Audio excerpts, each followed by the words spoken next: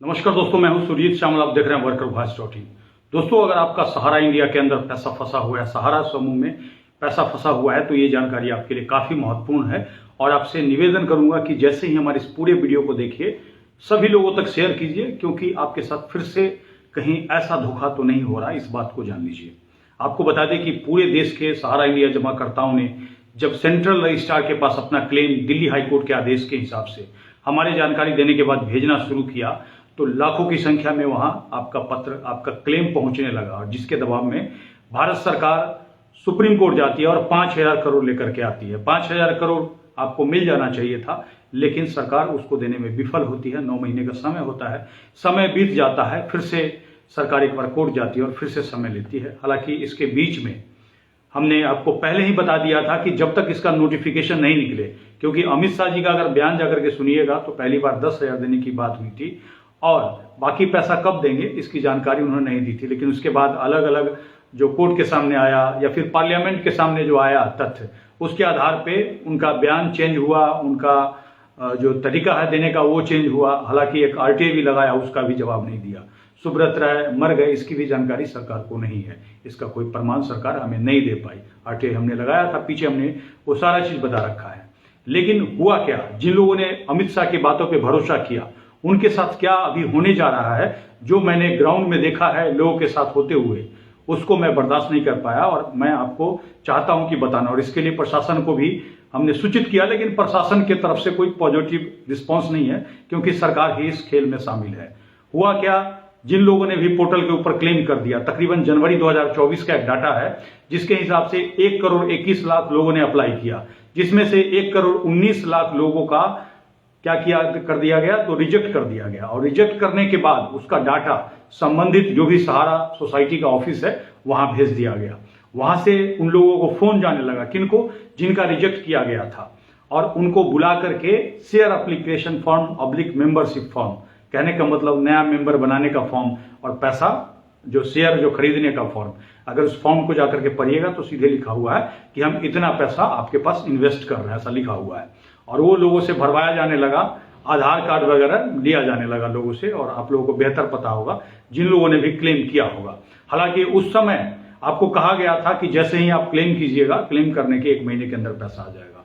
मुझे नहीं लगता है कि किसी का पैसा आया होगा। हालांकि इधर उधर से जो YouTube पे लोगों को जानकारी मिल रही है कि फलाना व्यक्ति को आया, वहां के व्यक्ति को आया, लेकिन मैं यहाँ धरातल पे खोज रहा हूं तो एक भी व्यक्ति मुझे ऐसा नहीं मिला। हालांकि यहाँ भी दावा किया जा रहा है, स्क्रीनशॉट वगैरह यहाँ भी वायरल हो रहे हैं, और जिसको देख करके कहीं ना कहीं आपको ऑफिस की तरफ भेजा जा रहा है और ऑफिस में जाकर के वही सब हो रहा है। अभी हमारे पास एक पप्पू भाई हैं, जिनको लेकर के मैं यहाँ सहारा का, हालांकि हमारे दबाव के बाद जो भी ऑफिस है वो बंद हो चुका है, लेकिन सहारा वाले ने करवाया या फिर किसी व्यक्ति ने किया, ये मुझे नहीं पता। हालांकि वो व्यक्ति सहारा के ऑफिस में ही पहले बैठ करके लोगों का इस तरह से शेयर एप्लीकेशन फॉर्म भरवाता था। उसने क्या किया, सहारा के ऑफिस के बगल में ही एक दुकान खोल लिया और वहां पे लोगों को फोन करके बुलाना शुरू किया।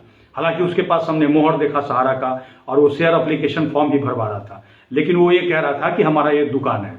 तो सवाल यह है कि अगर तुम्हारा दुकान है तो तुम सहारा का मोहर क्यों यूज कर रहे हो? और अगर तुम्हारा दुकान ही है या फिर सहारा ही अगर ये लीगल काम है तो सहारा के ऑफिस में होना चाहिए था, गैर कानूनी तरीके से नहीं होना चाहिए था। तो कहने का मतलब दिल्ली हाईकोर्ट ने सहारा सोसाइटी को रोक लगा रखा है। 22 मार्च 2022 के आदेश के हिसाब से वो नया मेंबर नहीं बना सकते हैं, शेयर एप्लीकेशन फॉर्म वगैरह नहीं भरा सकते हैं, लेकिन आपसे भरवा रहे हैं। कई लोग आपको ये कहेंगे, या फिर सहारा के जो एजेंट हैं आपको ये कहेंगे कि आप तो जो फॉर्म भरवा रहे हैं पुराना अकाउंट नंबर ही हम दे रहे हैं। तो आप में से जो लोग भी बैंक के अंदर फिक्स डिपॉजिट करते होंगे, तो जब रिन्यू होता है तो उसका अकाउंट नंबर चेंज नहीं होता है, बल्कि रिन्यू का पीरियड बढ़ जाता है। क्या मैं ये सही कह रहा हूं? एक बार कमेंट्स करके बताइए।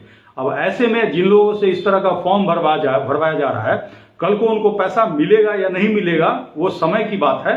लेकिन पप्पू भाई जो कि हमारे यहीं के हैं, उन्होंने आज से तकरीबन 4-5 महीने पहले रीसबमिशन किया था उसी व्यक्ति के थ्रू जिस व्यक्ति को हमने पकड़वाया था। हालांकि प्रशासन ने उसको छोड़ दिया, नहीं छोड़ दिया, और ये भी हमें जानकारी मिली कि फिर से वो खेल शुरू कर रखा है। हालांकि इसके लिए हमने कंप्लेन दे रखा है। अब क्या है कि पप्पू भाई को जिन्होंने रीसबमिशन किया उसी व्यक्ति के थ्रू, यानी कि वही सहारा के व्यक्ति के थ्रू, उनको अलग अलग फिर से रिजेक्शन आ गया। जिसमें कि अलग अलग पेपर में किसी में दिखा रहा है कि आपका मेंबरशिप नंबर गलत है, किसी में फिर से दिखा रहा है कि फॉर्म गलत है। तो कहने का मतलब ऐसे करके लोगों को लटका करके और ये 50,000 रुपया मिलने लगा 10,000 से बढ़ करके, ऐसा बहुत सारा आपने न्यूज सुना होगा, लेकिन अभी तक कोई ऑफिशियल नोटिफिकेशन लेटर उसका नहीं दिखा।